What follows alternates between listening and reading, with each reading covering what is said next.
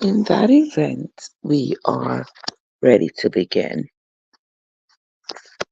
There we go. Good morning, guys. How is everybody doing this Monday morning?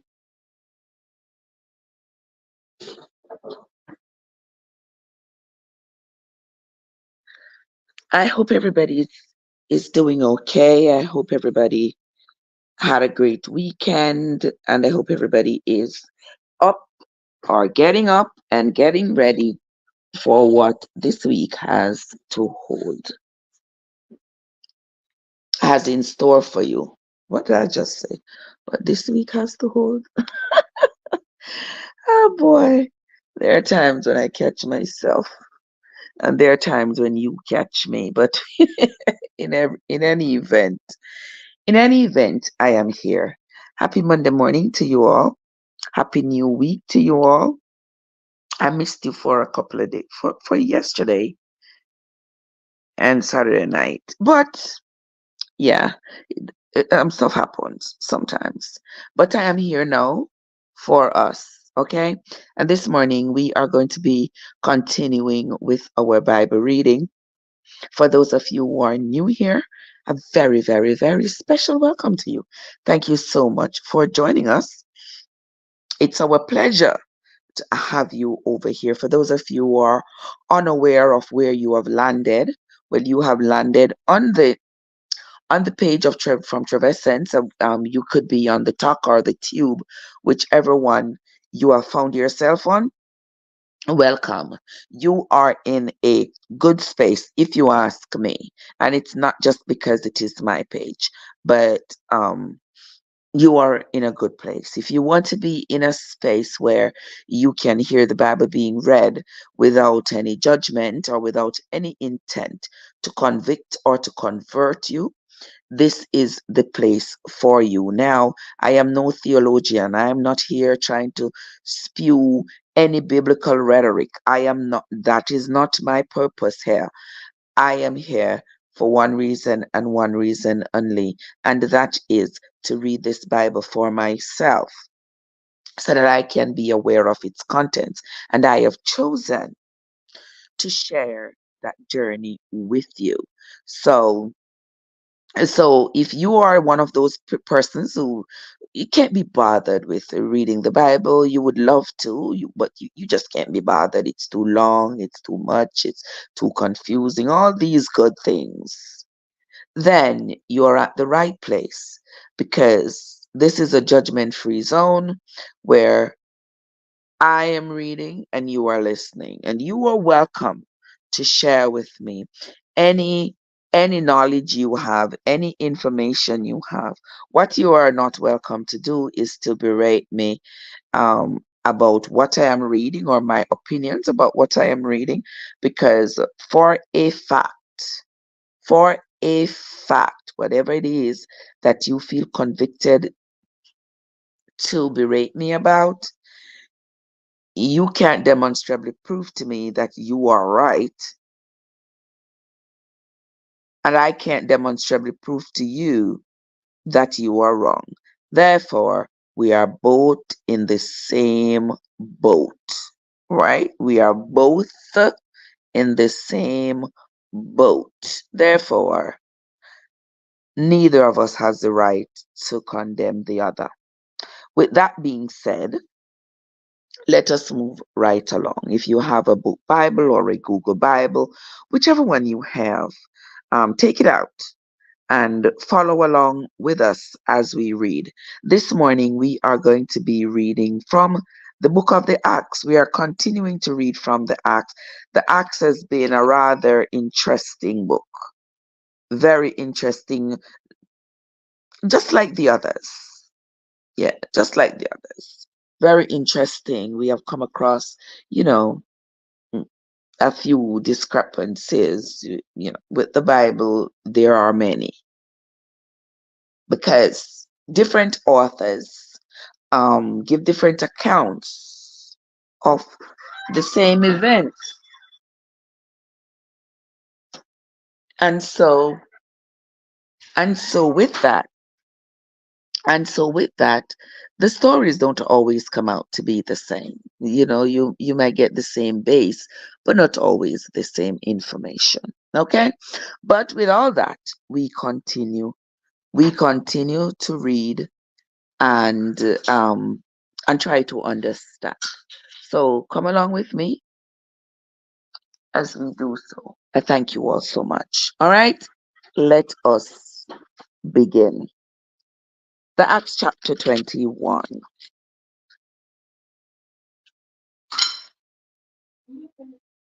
And there's it, me so.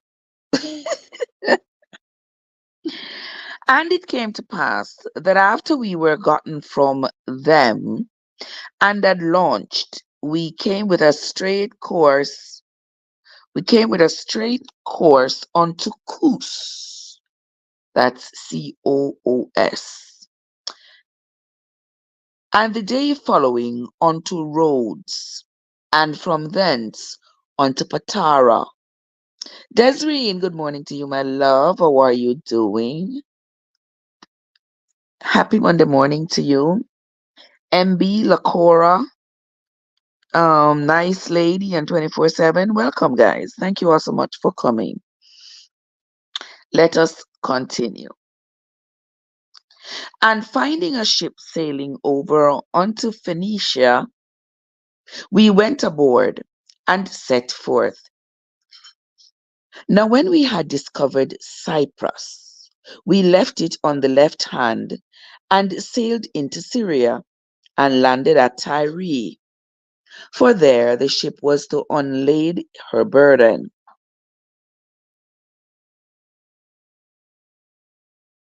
And finding disciples, we tarried there 7 days.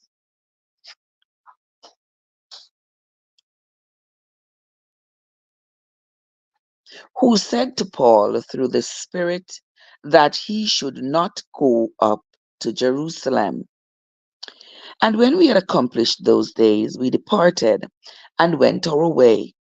And they all brought us on our way with wives and children till we were out of the city. And we kneeled down on the shore and prayed.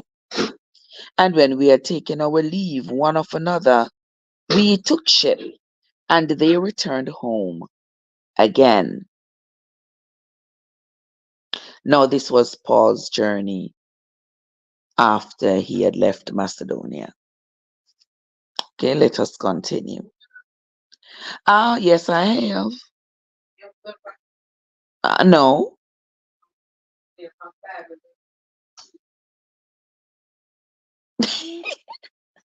Watch your mouth. Verse 7. And when we had finished our course from Tyre, we came to Ptolemais and saluted the brethren and dwelt with them for one day. Verse 8. And on the next day, we that were of Paul's company departed and came unto Caesarea. And we entered into the house of Philip the evangelist, which was one of the 7, and abode with him. And the same man had 4 daughters, all virgin, which did all virgins, which did prophesy. Okay, so this was Philip with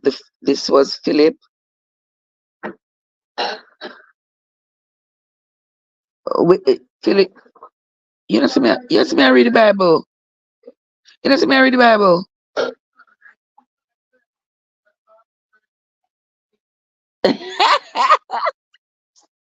Listen, I can't with you. I'm reading the Bible.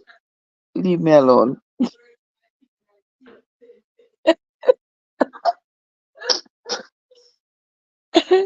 Welcome, guys. Sister, oh my word. Sister Lady Margaret, how are you, my love? Good morning. I haven't seen you in a hot minute. How are you doing, my love? Good to see you. Let us continue. Gregory is here and Michael. Let us continue. If you're wondering where we're at, we're on to the book of the Acts, chapter 21 and verse 9. And the same man had 4 daughters, virgins, which did prophesy. And as we tarried there many days, there came down from Judea a certain prophet named Agabus. And when he was come unto us, he took Paul's girdle and bound his own hands and feet, and said, Thus saith the Holy Ghost, so shall the Jews at Jerusalem bind the man that owns this girdle, and shall deliver him unto the hands of the Gentiles. Wow, that was some kind of a symbolism there. Okay, so Agabus came down and he took Paul's girdle, that little holy thing that they wear around their waist, and he says this is how the Jews and the Gentiles are going to be bounding the person who owns this girdle. That is him telling Paul it wouldn't be long before they captured him and put him in jail, because they had been trying they had been trying to capture him and imprison him for a while. But he has been either he has been evasive or he has been protected, one or the other or both. But they haven't been able to successfully imprison him just yet. Remember, once they tried and he got out by some sort of miracle. You remember when we read that he was imprisoned and then he was able to get out of the prison with the doors even remaining shut. So they have been trying for a long time to imprison him. Let us continue. Verse 12. And when he heard these things, both he and they of that place besought him not to go to Jerusalem. Then Paul answers, What mean ye to keep? What mean he to weep and to break my heart? For I am ready not to be bound only, but also to die at Jerusalem for the name of the Lord Jesus. And when he would not be persuaded, we ceased, saying, The will of the Lord be done. So here, Agabus had his vision about what was going to be done to Paul, and he told him. And the others were very concerned for his safety, knowing that they were after him. They were begging him not to go back into Jerusalem. But he insists. He said, Well, I'm going back to Jerusalem regardless of the threats. I'd rather go there and die for my Lord Jesus than not to go there and maybe appear to be a coward. Verse 15. And after those days, we took up our carriages and went up to Jerusalem. There went with us also certain of the disciples of Caesarea, and brought with them one Nason of Cyprus. And guys, that is spelled with an M, then N, Mnason. Nason. I'm just going to leave that M silent. An old disciple with whom we should lodge. And when we were come to Jerusalem, the brethren received us gladly. And the day follow excuse me. And the day following, Paul went in with us unto James, and all the elders were present. And when he had saluted them, he declared particularly what things God had wrought among the Gentiles by his ministry. And when they heard it, they glorified the Lord, and said unto him, Thou seest, brother, how many thousands of Jews there are which believe, and they are all zealous of the law. And they are informed of thee, that thou teachest all the Jews which are among the Gentiles to forsake Moses, saying that they ought not to circumcise their children, neither to walk after the customs. ah, ah. Ain't that answer there that y'all remember for those of you who have been here? Y'all remember? Y'all remember, was it? No, it wasn't yesterday. We didn't read yesterday. It was one day last week when we were talking about this circumcised thing, where somebody in the chat had asked about the circumcision, or whether or not circumcising your boy child was right according to the Bible. Well, I am no touter of the scriptures. I am no theologian. I am no pastor, no preacher, none of that. I am not after your soul. I am not after anybody's soul. I am doing this to edify me, and I've chosen to take you all along. But you all remember I told you that this circumcision thing was a covenant that Abraham said was made between him and his God. And Moses, when Moses established the Jewish religion, when Moses established Judaism, Moses adopted that circumcision law that existed in his generation, coming down from Abraham, because Abraham said it was a covenant. So the people were the boys were circumcised based off Moses's law. When Jesus came, and the people were, Jesus was not endorsing circumcision. He was circumcised, mark you, because you see, both his parents were Jews, and it was the custom that the little boys be circumcised. So Jesus as a baby was circumcised on the 8th day, like all the other Jewish boys. But when he grew older and he started to preach and teach, one of the first questions that was asked of him was about the circumcision, and whether or not the circumcision was right to do. What did he tell them to do? He don't want them to mutilate their bodies to come to serve him. What they need to circumcise is their heart. And saying that, it did not mean that they should literally do to their heart as they are doing to the little boy's um, reproductive organ. That's not what it meant. It meant that if you are considering the circumcision to be some kind of purification, then why don't you apply that purification to your heart? Get rid of all the hatred and the bad thoughts and the envy. Yes, Jesus said to them, I don't want no circumcision from you all. The only circumcision I want is for you to circumcise your heart, make you a better person.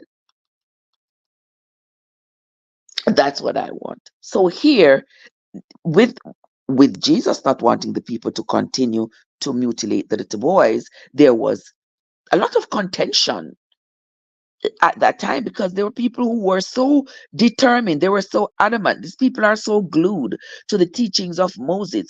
They were so upset that Jesus, how dare him come to change what Moses had established for these people.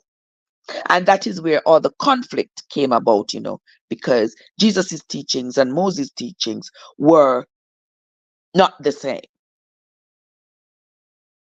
And the people did not like that. And they were not willing to accept what Jesus was teaching, considering that it was different from what they were familiar with, coming down from their foreparents.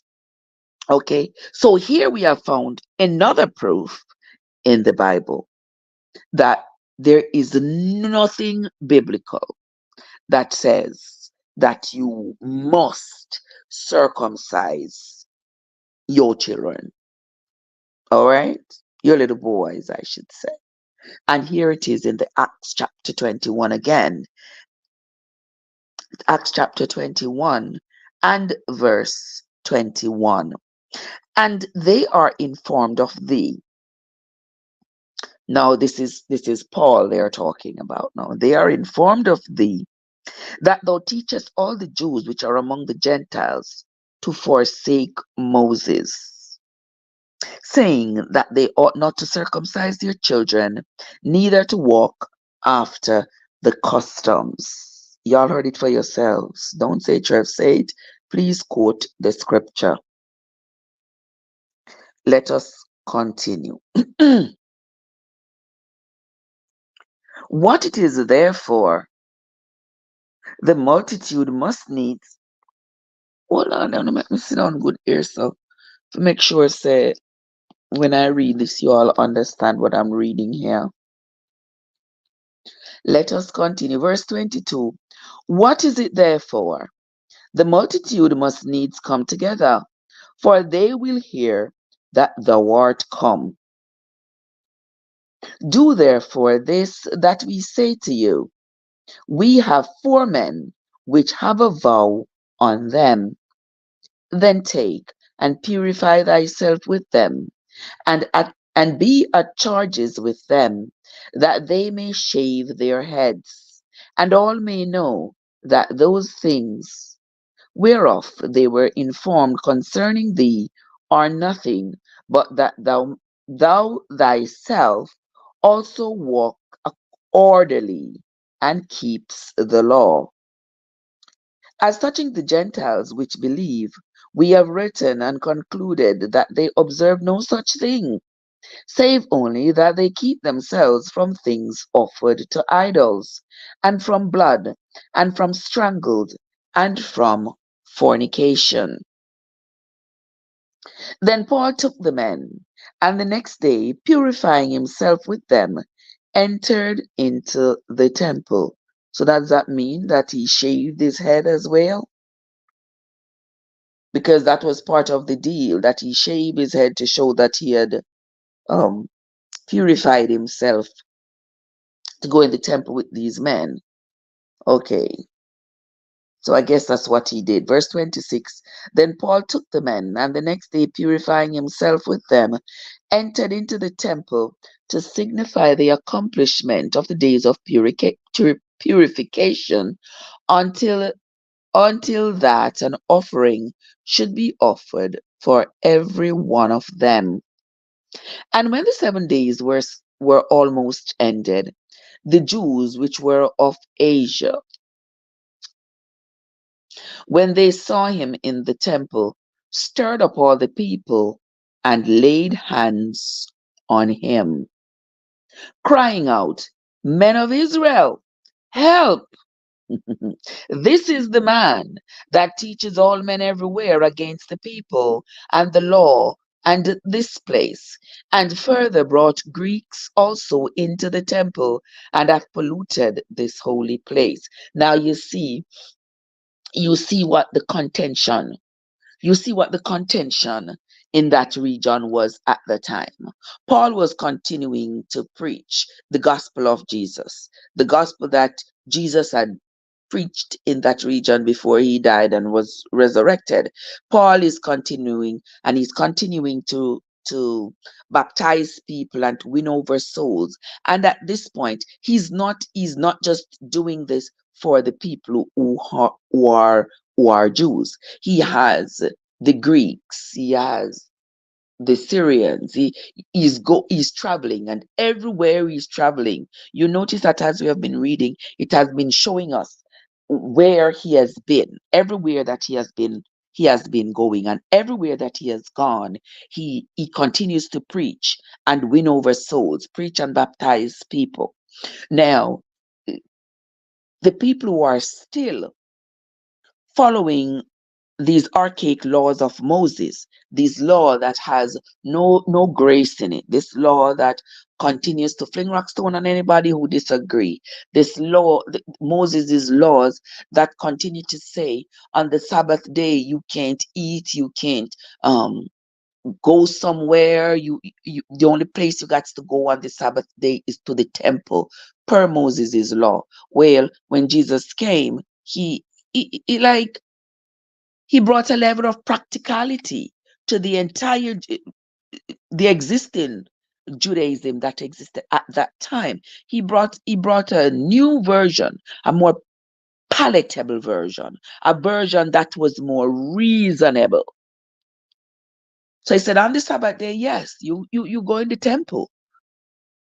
Nothing is wrong with going in the temple, but the Sabbath was made for man, not man for the Sabbath. You can't say your child is sick, you got to go to the doctor, you ain't going because today's Sabbath, and you're not supposed to take bus, and you're not supposed to.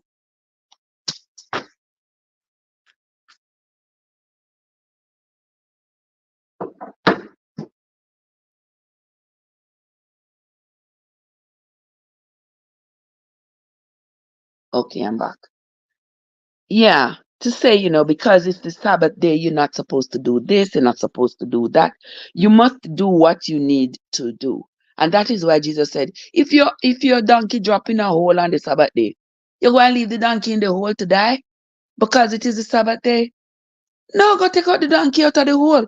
Because when tomorrow comes, you are going to need your donkey to carry your load.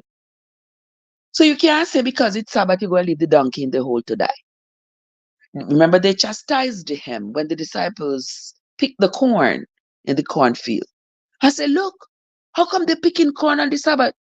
Jesus said, get out of here with that mess. If you're hungry and you got to pick corn on the Sabbath day, pick your corn and eat your corn. You're hungry. The objective here is to soothe your hunger and to stay alive. Beautiful woman, how are you doing, sugar? Good to see you. Yeah. Happy Monday morning to you, my lovely love. Yeah. So Jesus brought a level of practicality and reason to the whole situation, just like with the circumcision. They said, Moses said we must circumcise. All the boys need to circumcise. Jesus said, get out of here with that mess. I don't want to hear it. What is the point of mutilating your body? What is that supposed to do for you? What I got to do with your soul? I ain't worried about this covenant that Moses is claiming to be upholding. No, that's not why I'm here. Circumcise your heart. Get rid of all those bad thoughts. And then we can have a conversation. But don't come to me tell me the conversation is going to be about you mutilating all the little boys. And that right there to me was practical and remains so to me today. So here in the Acts, as we continue reading the Acts chapter 21, we see more and more where the practicality of Jesus's gospel really does make more sense than the brutality that was presented by Moses. Let us continue. Michibu, you wake up early, man. Good morning, my love. Let us continue. Verse 29. For they had seen before with him in the city of Trophimus an Ephesian whom they supposed that Paul had brought into the temple. No, no, remember, bef- before Jesus came and when he initially started to preach before he was crucified, remember the preaching and the teaching was only for the Jews. After he was resurrected, he told the disciples to include everybody. Remember, Michibu, good morning, my love. Early to bed, early to rise, make a man healthy, wealthy, and wise. Let us continue. Just keep that in mind, guys.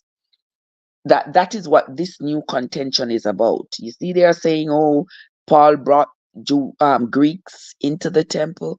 Of course, yes, because that was what Jesus instructed them to preach to everybody and to baptize everybody, as long as they are baptized in the name of the Lord Jesus, and the higher priest blessed them.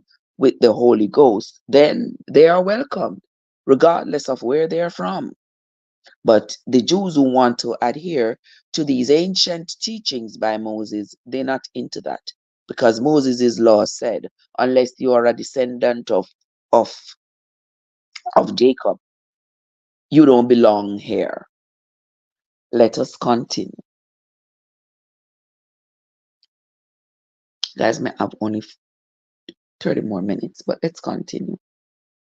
And all the city was moved, and the people ran together, and they took Paul and drew him out of the temple, and forthwith the doors were shut.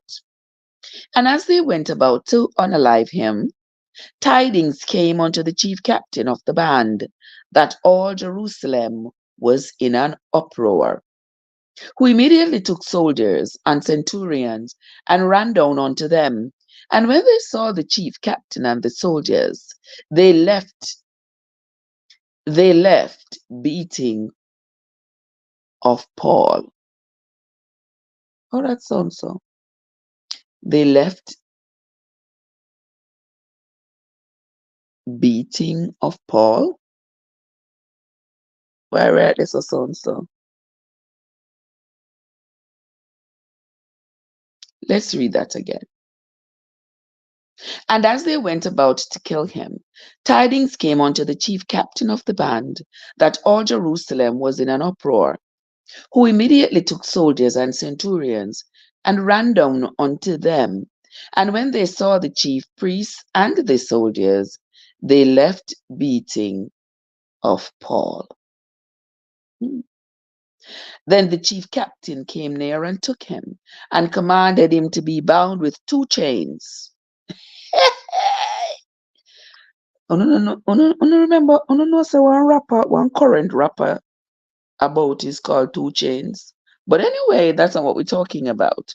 They bounded Paul with 2 chains and demanded who he was and what he had done. And some cried one thing, some cried another among the multitude. And when he could not know the certainty for the tumult, he commanded him to be carried into the castle. So here the chief priest was asking, what is all this fuss about? Why not bound up the man with 2 chains? What's the problem? Eh? What is the problem with you all? You know, some people are saying he did this, some people are saying he did something else. So everybody is just it's just a whole bunch of confusion. So they say, well, we can't agree what exactly he did because some are saying he did this and some are saying he did that. So hey, guess what? Make we just carry this man into the castle. Okay, make we just carry him in the castle. There's no need to continue beating him if we're not even sure what we're beating him for. So make we just stop. Okay. Lady M says, meaning they stop the beating of Paul. Exactly, it's practical. That would be what they have done, since they can't determine exactly what he's being beaten for. What crime has he committed? Let us continue. Verse 35. And when he came upon the stairs, so it was that he was born of the soldiers of the violence of for the violence of the people. For the multitude of the people followed after, crying, away with him, away with him.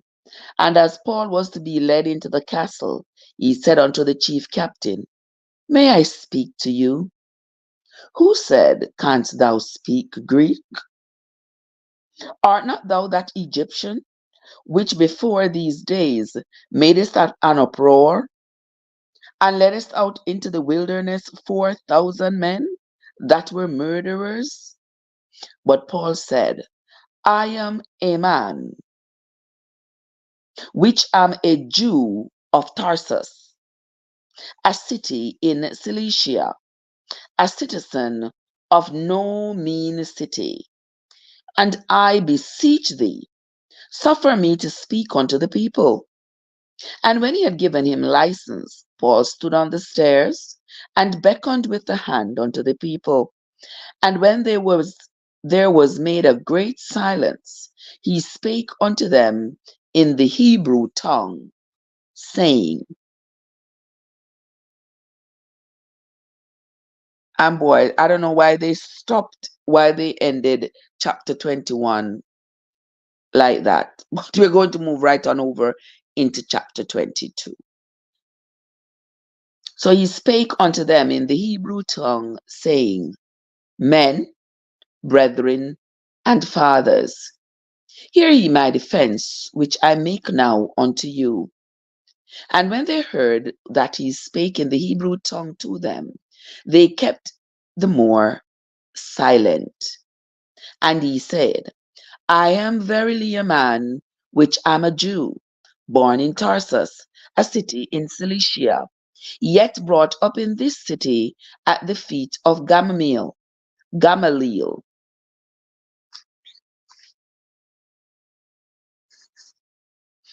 and taught according to the perfect manner of the law of the fathers, and was zealous about God, as ye all are this day. And I persecuted this way unto the death, binding and delivering into prison both men and women. Now, if you all have been reading with me or you have read your Bible sometime before, you all know that this Paul here, his name prior was Saul, and he was the butcher. He was the main persecutor of the Jews. He would go around and he would order the murders, he would order the imprisonments of those who were following the gospel of Jesus.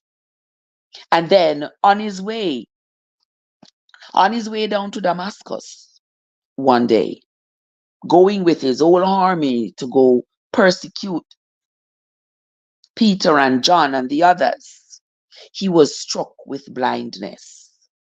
And long story short, eventually he became one of the fiercest apostles of Jesus' doctrine, teaching it from place to place.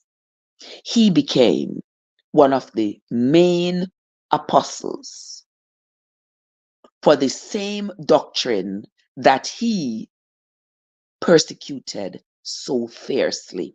So here, this is what he's telling the people, that this was my life before.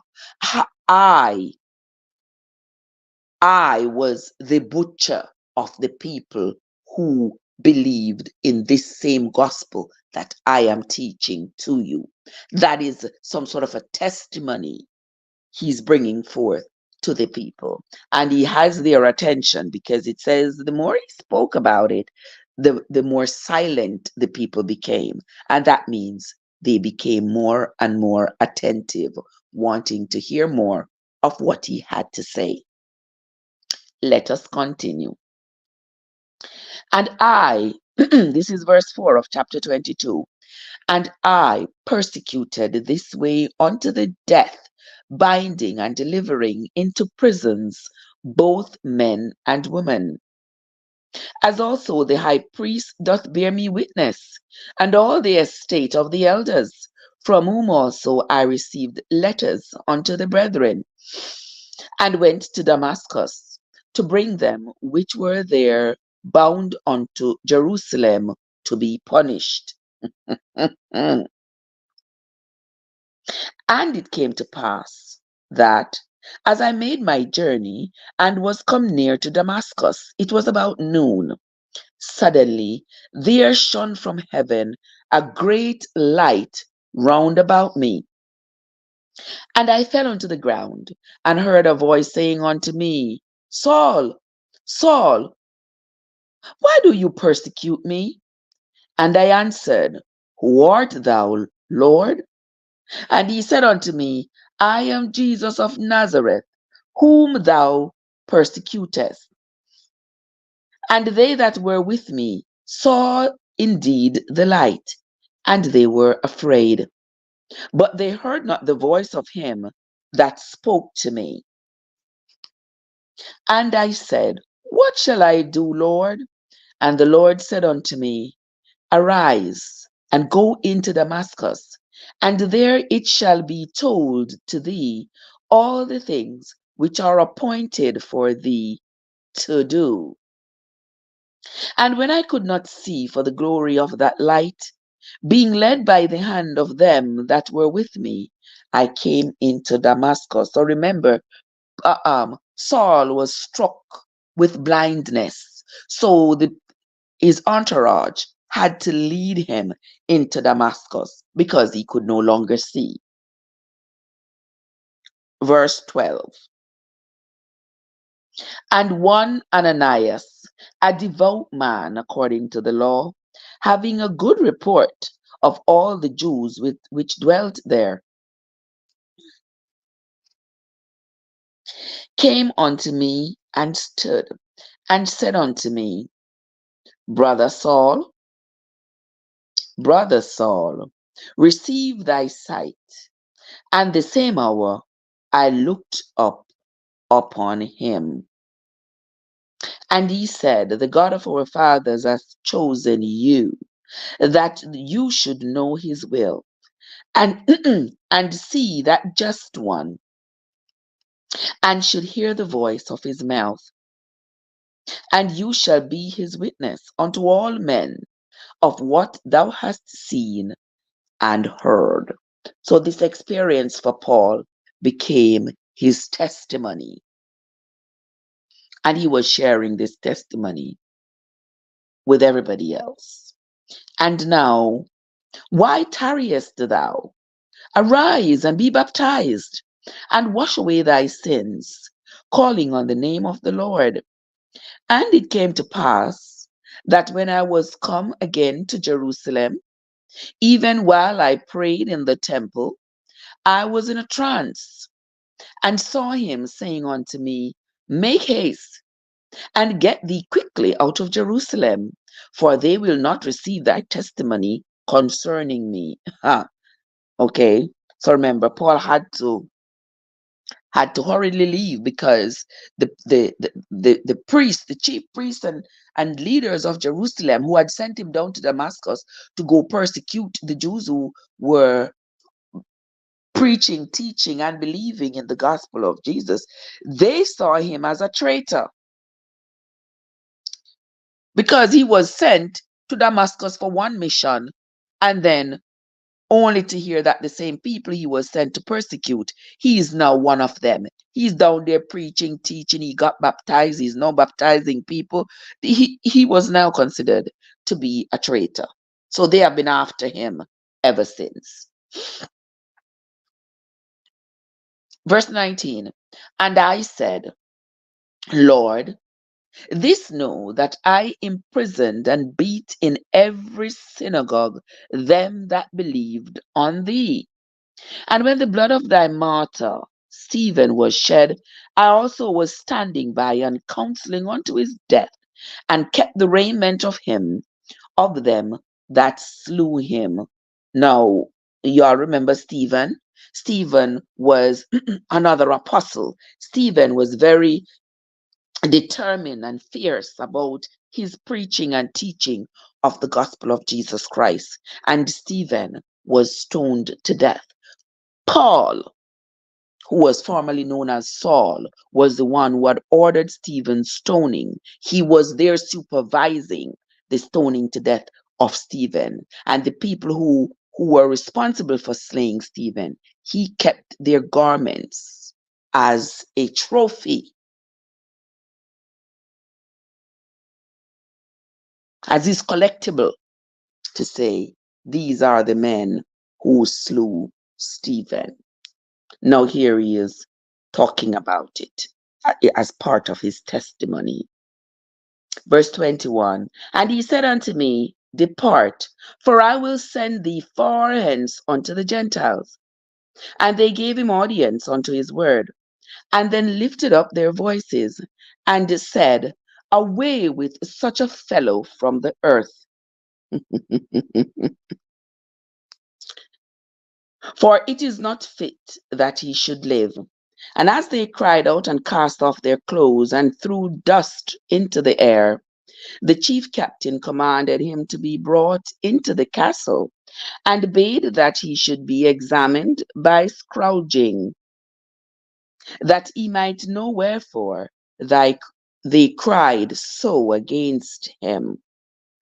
And as they bound him with thongs, Paul said unto the centurion that stood by, Is it lawful for you to scourge a man that is a Roman and uncondemned?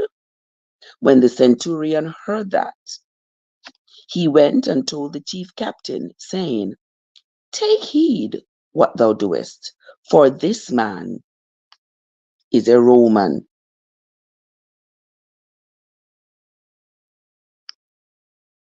Then the chief captain came and said unto him, Tell me, art thou a Roman? And he said, Yes. And the chief captain answered, with a great sum obtained I this freedom. And Paul said, But I was free born. He said, I was born free. You didn't have to purchase my freedom. I was born free. Then straightway they departed from him, which should have examined him. And the chief captain also was afraid, after he knew that he was a Roman. And because he had bound him on the morrow, that is the next day, because he would have known the certainty wherefore he was accused of the Jews, he loosed him from his bands and commanded the chief priests and all their council to appear, and brought Paul down and set him before them. So after Paul told them his testimony and all that he was about, they they um loosened the two chains off of him and brought him before council, because you see, Paul was a Roman, you know. So I guess he used the fact that he was a Roman to say to them, like, why are you all even trying to punish me? Because I am a Roman teaching this gospel, but this is where I came from. I came from slaughtering the people, just like y'all are doing today. I guess the people were afraid that if Paul's testimony was as it was, the same would befall them. I guess that's why they let him go. What else can I say?